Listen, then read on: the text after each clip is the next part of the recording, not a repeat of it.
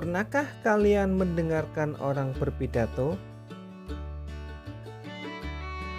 Apakah kalian tahu pengertian pidato persuasif? Pidato persuasif adalah pidato yang digunakan untuk mempengaruhi orang lain agar mengikuti pendapat atau ajakan orang yang berpidato.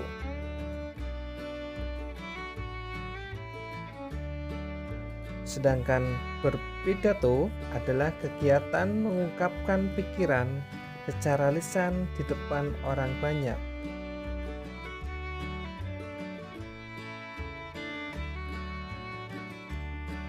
Pidato dapat dilakukan oleh siapa saja, kapan saja, di mana saja, dan ditujukan kepada siapa saja.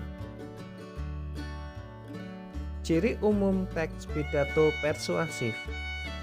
Pidato persuasif bersifat mengimbau atau mengajak kepada masyarakat untuk berbuat sesuatu hal yang berguna bagi kehidupan. Tujuan dan topik teks pidato persuasif. Pidato persuasif memiliki tujuan untuk menguatkan, mengubah, atau membentuk tanggapan sehingga dapat meyakinkan pendengar untuk melakukan sesuatu. Sedangkan topik atau tema pidato adalah hal pokok yang mendasari isi pidato yang disampaikan. Topik pidato persuasif berisi pokok-pokok argumentasi dengan mengemukakan alasan-alasan yang logis. Ciri bahasa teks pidato persuasif. Yang pertama, menggunakan kata ganti orang pertama. Contoh kata ganti orang pertama adalah kata saya, aku, daku, dan kami. Contoh penggunaan dalam kalimat, kalau saya menjadi ketua OSIS, akan banyak kegiatan ekstra yang dilaksanakan. Contoh kedua, kami semua setuju dengan keputusan itu. Ciri bahasa yang kedua yaitu menggunakan kata ganti orang kedua jamak.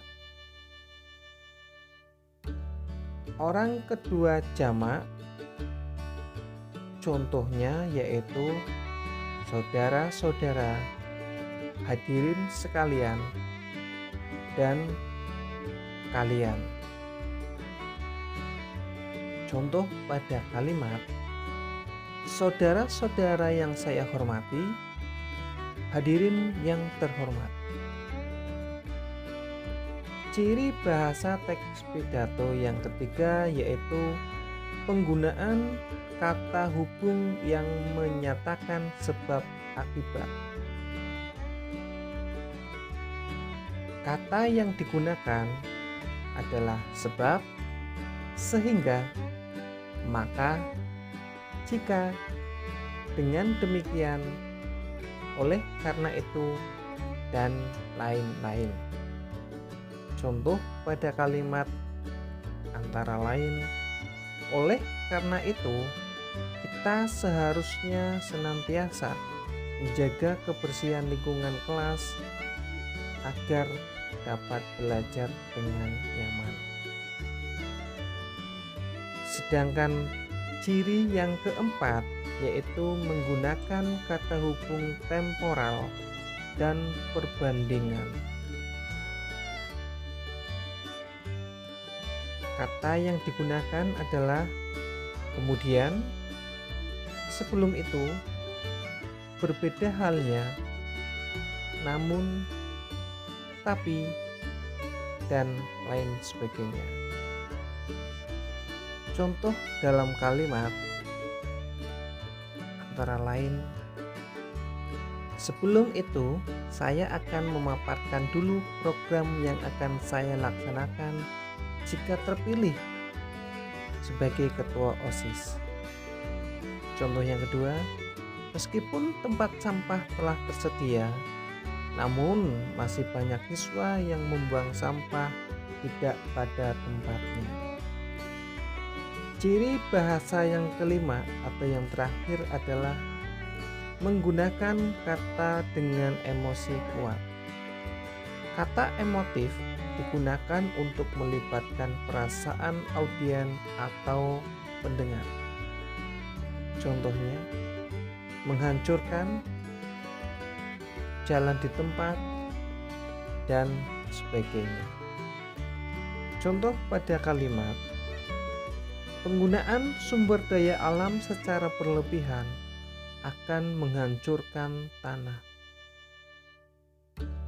Baiklah, demikianlah pembahasan pada kali ini. Apabila ada hal-hal yang kurang berkenan, silakan ditanyakan ke guru kalian. Jangan lupa tetap semangat meskipun belajar dari rumah. Tetap berdoa, bersyukur, dan jangan tinggalkan sholat 5 waktu. Terima kasih. Wassalamualaikum warahmatullahi wabarakatuh.